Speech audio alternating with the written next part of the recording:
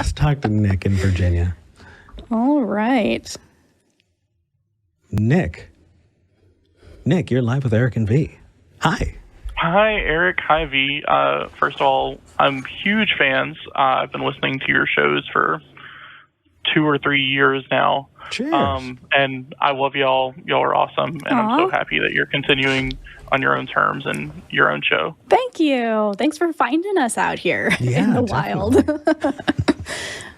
Actually, every week we get people reaching out saying, "Oh, I just found you," so it's nice.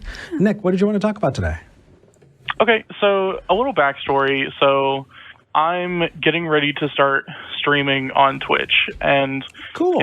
I've found a niche that I want to fill. Okay. There's a lot of evangelical Christians on Twitch who jump into random parties of video games and evangelize and are like, "Oh, are you Christian?" and are trying to do all these things. And I kind of want to fill the opposite niche.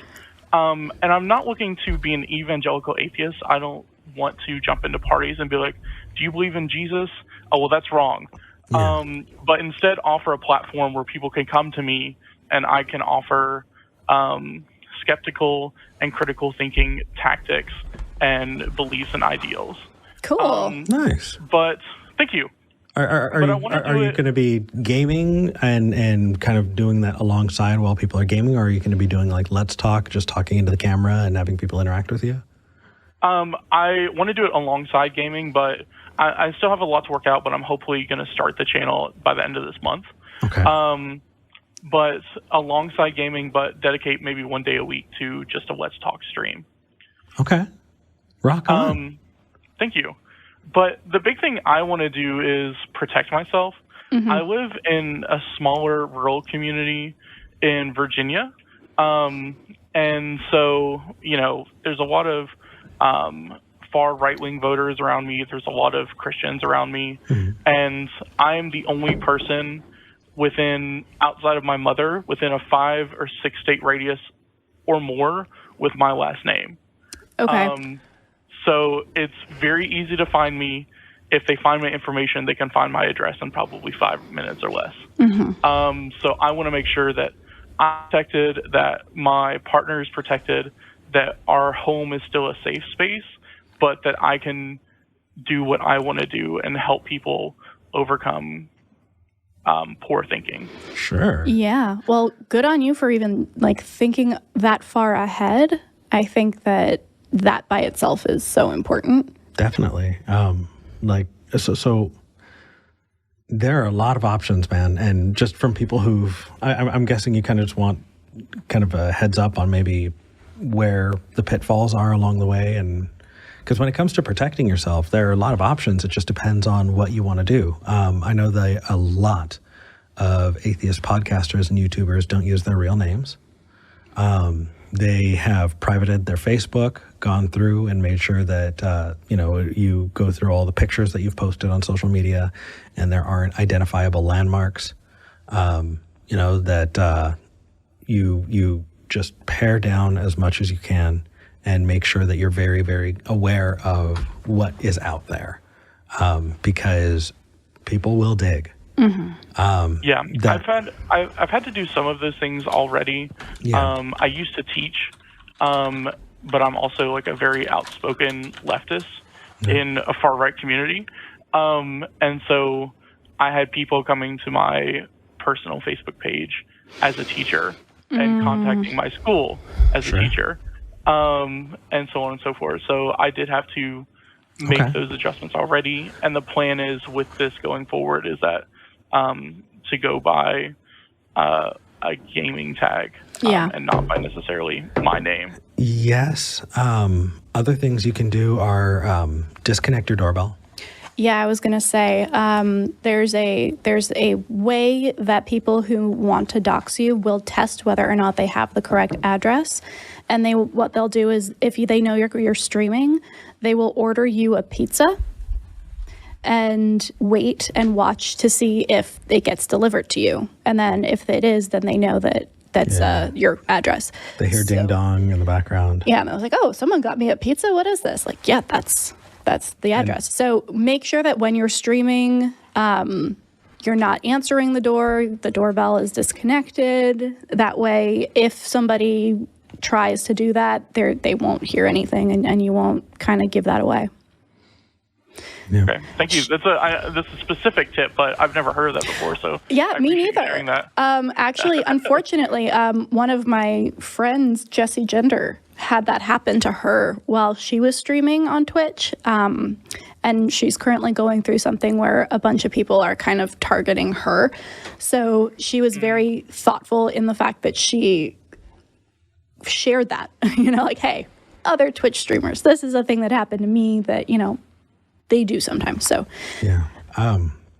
Other things that just kind of, as far as doing your show, if you want to be successful, there are a couple of big things you need to be aware of. Number one, be consistent. Set the times that you're going to stream and make it yourself reliable, because if people know that, you fit into their schedule and they hop in and they get to spend that time, that's how you grow a base. If it's sporadic, you're not really going to grow. The other thing is, if you have not used streaming software before, I suggest OBS and Streamlabs is fantastic. If you've got $100 that you want to spend, or that you can spend, I suggest getting a Stream Deck. A Stream Deck you can put that together and be able to push button transitions. Like push this. button transitions. Yeah, there we go. Yeah. Yeah. And so it is a huge help to be able to have, upcoming stream, be right back. Maybe you need to change the heads up status or go to a 1-up or do the stream has ended, thank you, or whatever the case is. Those are a couple things that I recommend. If you are looking for other gear, I would say spend $100. Don't get a Blue Yeti or don't get a Yeti mic. Instead, get a USB AT2020 microphone. It's $100 and it sounds wonderful. And it is just dollar for dollar, an incredible bang for your buck. Also, on the subject of being safe, get a P.O. box. It's because a lot of the time, if people are like, "Ooh, how do I get in touch with you?" Hey, like if somebody wants to send you something, or you want to do an unboxing video or something, that would be sad to have to miss out on because you don't want to share your address. But if somebody also is trying to dox you, and that's the only address associated with your handle, they'll think they got it. And then it's just a P.O. box. So you'll be fine. Yeah, we've had a P.O. box in a different city for a long time. Yeah. So for people who send us stuff, by the way, it might take us a little bit. That's why it takes a little bit. Yeah, for us to actually go and get it, because it's a bit of a drive. But yeah, is there anything else or any other concerns that we can help with? I mean, cheers to you for doing that. For everybody else who's watching, this advice is for all of you. If you want to create content, yeah, it's as easy as that. But is there anything else we can help with? No, first of all, I absolutely appreciate all of your advice. I really do. I've got a couple of really close friends of mine that are successful small streamers. Okay. And they have been helping me so much along the way. Good. And so a lot of your advice aligns with what they've been saying as well. So I appreciate it. And I do appreciate the encouragement. I'm excited to, like I said, fill a niche that has been in the community and that I haven't seen anyone else doing. So I'm hoping I've got something here. Absolutely. Well, once you start up and you feel comfortable sharing all of that information, give us a shout. Yeah, shout out the link. Share it in our Facebook group or on Discord. One more bit of advice. Yeah. Nick, dude. Yes. It's a pain in the butt.